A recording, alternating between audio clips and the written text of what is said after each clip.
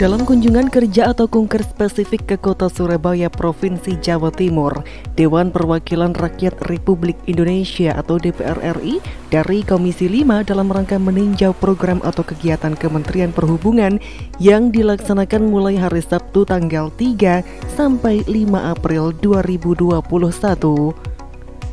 Dalam kunjungan kerja atau kunker spesifik ke kota Surabaya, diawali pada tanggal 3 April 2021, berkumpul sekaligus pertemuan dengan Ditjen Perhubungan Laut, Pelindo 3, terkait yang pertama, penerapan protokol kesehatan untuk penumpang kapal laut, yang kedua, fasilitas pendukung di masa pandemi COVID-19, yang ketiga, penjelasan terkait tenaga kerja bongkar muat di Pelabuhan Tanjung Perak. Pada kesempatan itu, Haja Sri Wahyuni, anggota Komisi 5 DPR RI Dapil Jatim 7, di saat pertemuan dan tanya jawab mempertanyakan tentang lamanya waktu bongkar muat barang yang ada di pelabuhan terbesar kedua di Indonesia. Dikatakan Haja Sri Wahyuni, bongkar muat barang tersebut sampai berhari-hari. Itu akan merugikan para pedagang, terutama barang-barangnya cepat busuk, mulai buah, sayur-sayuran, dan lain sebagainya. Terangnya, bukan hanya itu, kata Sri Wahyuni, legislator Nasdem asal Dapil 7 Jatim, Ponorogo, Trenggalek, Magetan, Ngawi, dan Pacitan tersebut, dirinya juga berharap tiket kapal untuk masyarakat sudah harus menggunakan teknologi seperti dengan cara online.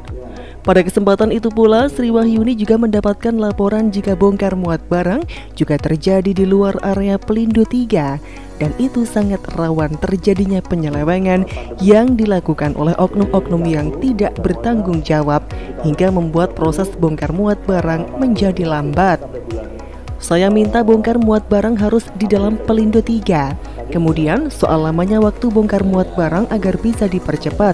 Jika kemarin 3 hari, maka ke depan bisa dibuat sehari, tegas Haja Sri Wahyuni. Sri Wahyuni berharap menjelang puasa dan lebaran Idul Fitri tahun ini agar Pelabuhan Tanjung Perak Surabaya bisa lebih diperketat menerapkan protokol kesehatan kepada penumpang, dan menurutnya jika harus dilakukan rapid maka harus dilakukan secara tegas karena mereka melakukan perjalanan lama sehingga sangat perlu dilakukan tes kesehatan COVID-19.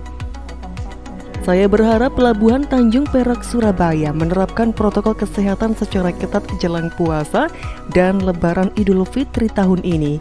Jangan main-main soal COVID-19, jelasnya. Jajaran di Pelindo agar supaya menjelang puasa dan lebaran ini, yang pertama itu prokesnya itu harus ketat sekali. Wajib PCR ya, atau kalau misalkan sudah ada Ginos ya Ginos ya. Karena kan hasilnya lebih cepat dari PCR satu hari Ginos katanya bahkan bisa cuma beberapa jam saja. Jadi prokes nomor 1, dan pelayanan yang lain yang bersifat umum itu ya tetap dijalankan dan yang bikin masyarakat para penumpang nyaman lah seperti itu aja. Ya. Sementara itu, Arif Toha selaku Kepala Otoritas Pelabuhan Tanjung Perak Surabaya mengucapkan banyak terima kasih atas saran dan masukan dari anggota Komisi 5 DPR RI. Tentu saja pihaknya akan berusaha seoptimal mungkin melakukan sesuai arahan Komisi 5 DPR RI sebagai mitra kerjanya. Termasuk soal bongkar muat barang yang masih terjadi di luar Pelindo juga akan ditertibkan, dan itu hanya soal administrasi saja. Sementara soal lamanya waktu bongkar muat sangat tergantung kondisi jumlah peti kemas yang dibongkar di lapangan, terangnya.